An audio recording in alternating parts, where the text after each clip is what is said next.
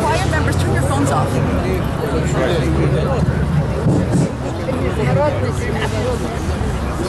Your Eminence, Your Grace, Your Excellency, Reverend clergy, Holodomor survivors, members of Congress, esteemed ambassadors, distinguished guests, ladies and gentlemen.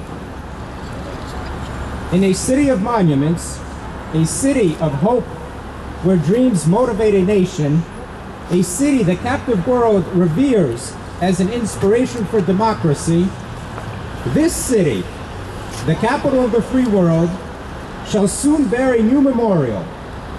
A memorial of a 20th century tragedy that so reviled one's innermost instincts as to that event in Ukraine in 1932-33.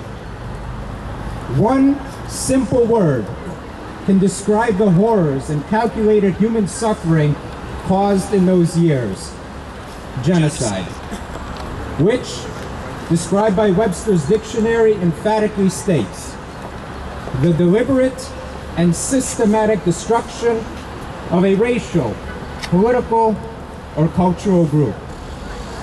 We Ukrainians refer to the period of 1932-33 as the years of the Holodomor, or simply meaning genocide by starvation. But it is not me, nor civic or public officials from whom you'll hear from later, who can descriptively relate to the sheer horror of a human dying from hunger. In Dante's The Divine Comedy, the author depicts the magnitude and brutality of the death by starvation within the Tower of Famine. And I quote, "Then he began, Thou wouldst that I should bear that desperate grief again, at which doth break my heart, already thinking only ere I speak, but what thou hast not heard amongst the throng, namely, how cruel the death that I died."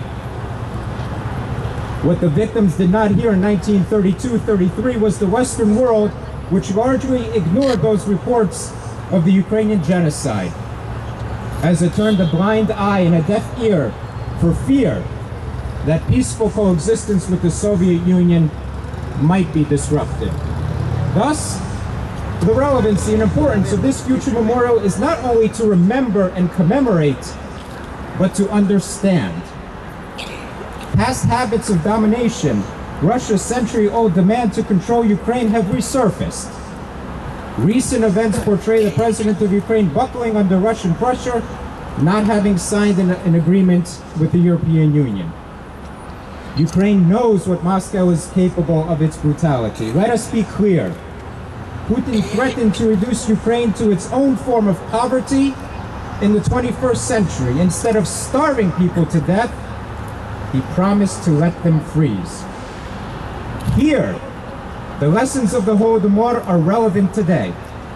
Despite the veneer of modernity and sophistication, Moscow is still capable of deep cruelty, and Moscow's leaders willing to break people and destroy lives in pursuit of their goals. As we honor the Holodomor, we must also be wary of our present. For these reasons, the unfortunate act of genocide 80 years ago must be recognized and recognized now, so that history never repeats itself again. The world community must take up this mantle to ensure that humanity does not forget about the Ukrainian Holodomor of 1932-33. With sincerest appreciation and gratitude, we humbly thank our elected officials.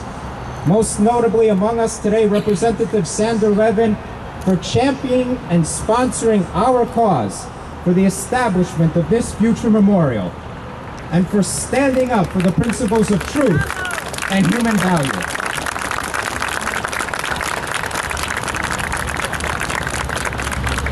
We have assembled today to bear witness to a truly remarkable moment as we break ground where a memorial will soon stand, becoming a beacon for those who view it and to marvel in its meaning and significance. May those who participate in today's ritual ceremony shine the light of truth upon others, and may those who frequent this future memorial pass the knowledge from generation to generation and inspire the youngest to stand firmly and honor and memorialize the millions who needlessly suffered. Our common unifying theme is clear. Україна пам'ятає, світ визнає. Ukraine remembers, the world acknowledges. Today, Ukraine needs support from the world much like it did 80 years ago, when the countryside was ravaged in a politically calculated, engineered famine.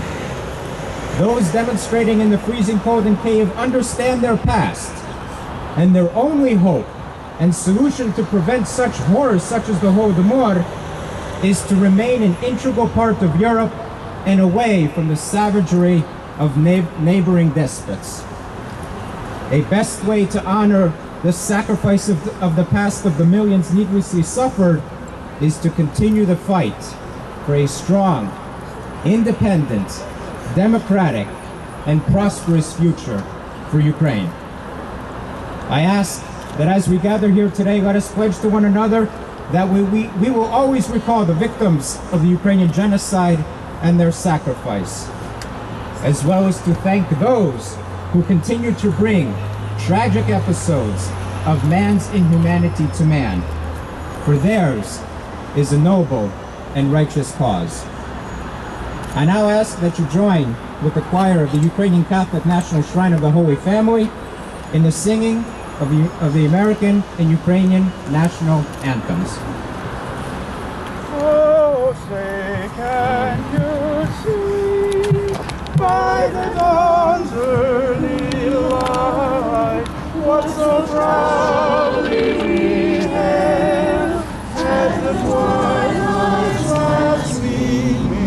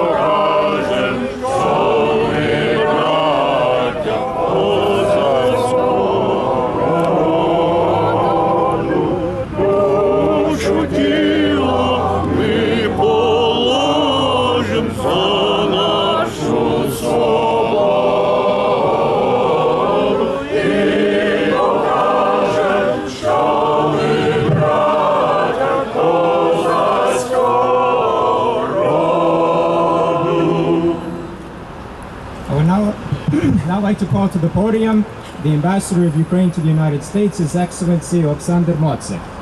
The Embassy of Ukraine is a co-sponsor of today's event, along with the U.S. Committee for Ukrainian Holodomor Genocide Awareness, 1932-33.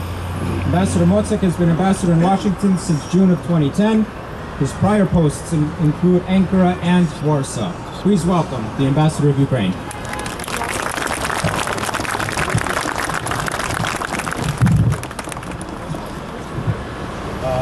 Your Eminences,